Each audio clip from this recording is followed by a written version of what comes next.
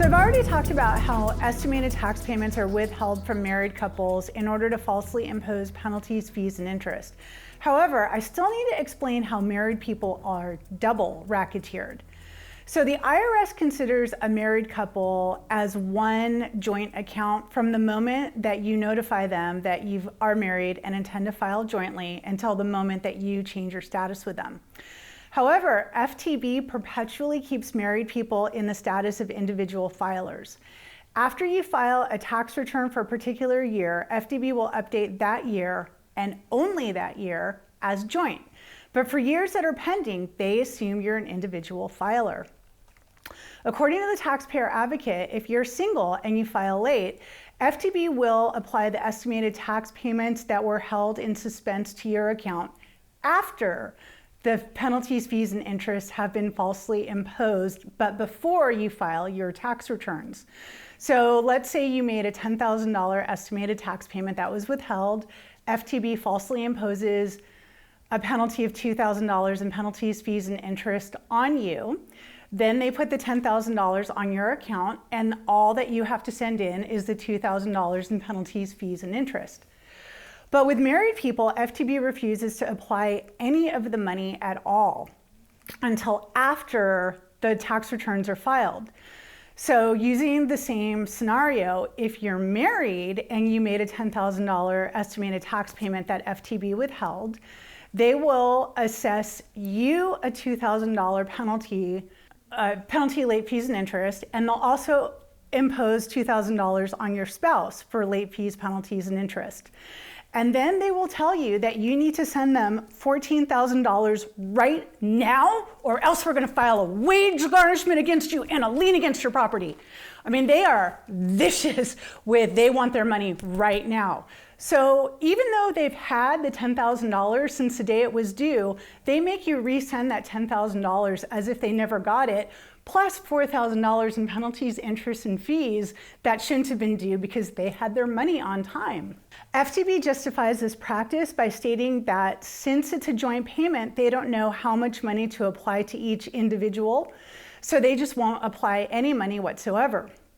They justify this practice by using a federal tax code that says if a married couple makes a joint estimated tax payment and then later decides to file separately, they can divide up the tax payment any way they see fit amongst them.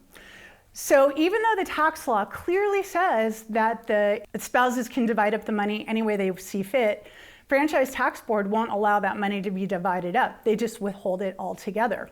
I believe that treating married people in a way that financially penalizes them for being married is a violation of the Equal Protections Act. The federal law says that the government is required to treat all classes of people the same. So married people and single people are classes. And FTB readily admits that they treat the married class very differently than they treat the single class. I also believe that FTB is unlawfully enriching themselves at the expense of married people by demanding payments of money that FTB knows by their own records was never due. It is true that FTB will refund the excess tax payments once you file your tax returns, but in the meantime, FTB has had control of a lot of extra money that never should have been sent to them in the first place. In our own case, FTB kept telling us that the estimated tax payments were lost instead of disclosing that they were withheld.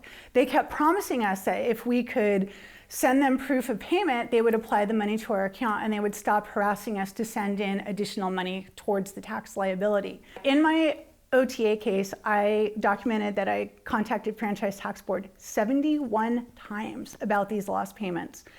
And that doesn't even include the 30% of times that I called in and was disconnected, or all the times I tried to fax and couldn't get the fax through. I believe that the reason why Franchise Tax Board wouldn't tell us what happened to the money was because they know it's unlawful. So they hide that policy from the public. And hiding their policies from the public is a violation of the California Taxpayer Bill of Rights. So the Franchise Tax Board is supposed to operate with transparency. But the thing that enrages me is that all the headaches and hassles and nightmares that I went through with Franchise Tax Board, that 500 hours of aggravation, going round in circles, trying to find the lost money so that I wouldn't have to resend them the money again, wouldn't have happened if I was single. I was literally punished for being married. Eventually, I gave up on trying to get FTB to find the lost money. I knew it was fruitless. So I broke down and I sent them the tens of thousands of dollars that they were demanding from me that wasn't really owed. And Franchise Tax Board lost it. And they demanded that I send them tens of thousands of dollars more because the tax liability was still outstanding. So it was the relentless harassment that was literally punishment for being married that has driven me to this point where I am fighting back.